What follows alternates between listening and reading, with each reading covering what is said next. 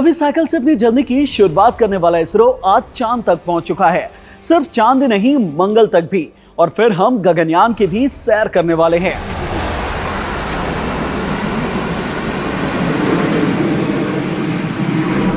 लेकिन आज जिस इसरो की चर्चा पूरी दुनिया में हो रही है, वो कभी शून्य हुआ करता था।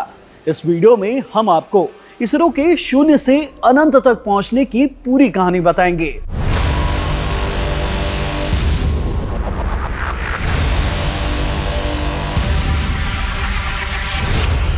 साल 1949 में आजादी के वक्त देश की इतनी हैसियत नहीं थी कि हम अंतरिक्ष के बारे में सोच भी सके। लेकिन हमारे साइंटिस्ट कहां मानने वाले थे। वे विदेशों में जाकर काम करने को मजबूर हुआ करते थे। ऐसे में साल 1962 में पहली बार भारत ने अंतरिक्ष में सफर करने की सोची। तब जवाहरलाल नेहरू ने भारतीय राष्ट्रीय अंतरिक्ष अनुसंधान समिति यानी कि इनकॉस्पार की स्थापना की और इसकी जिम्मेदारी दी गई विक्रम साराभाई को।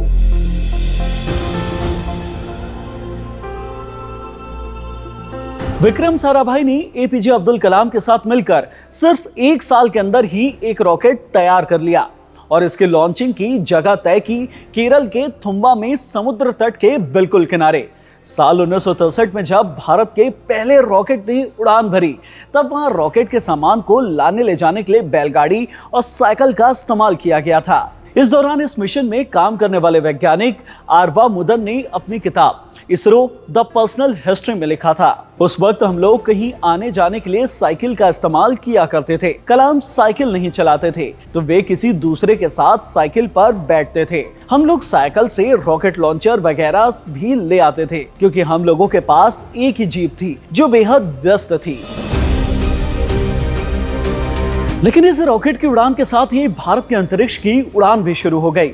इनस्कोपार का नाम बदलकर इसरो यानी कि इंडियन स्पेस रिसर्च ऑर्गेनाइजेशन कर दिया गया और फिर लगातार भारत सफलता की नींव चढ़ता ही गया। 21 नवंबर साल 1963 को पहले रॉकेट लॉन्च के बाद 19 अप्रैल साल 1975 को इसरो ने पहले सैटेलाइट आर्यभट्ट की सफल लॉन्चिंग रूस के लॉन्च पैड से की।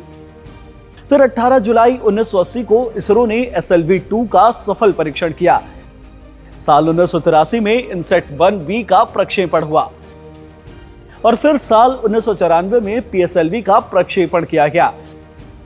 फिर 22 अक्टूबर 2008 को आई चांद की बारी। भारत ने चंद्रयान-1 लॉन्च कर दिया।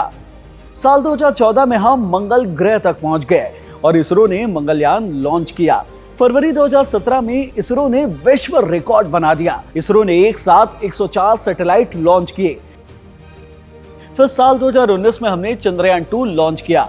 हालांकि यह मिशन असफल रहा, लेकिन अब हम 14 जुलाई 2023 को हमने चंद्रयान-3 लॉन्च कर दिया जो अब चांद तक पहुंच चुका है। जी हाँ, आप अपनी स्क्रीन पे देख सकते हैं लैंडर मॉड्यूल पूरी तरह से सेफली और सॉफ्टली चंद्रमा की सतह पे लैंड हो चुका है। सीमित संसाधन और काफी कम सुविधा होने के बावजूद भारत ने बैलगाड़ी और साइकिल से रॉकेट लॉन्च कर इतिहास रच दिया था।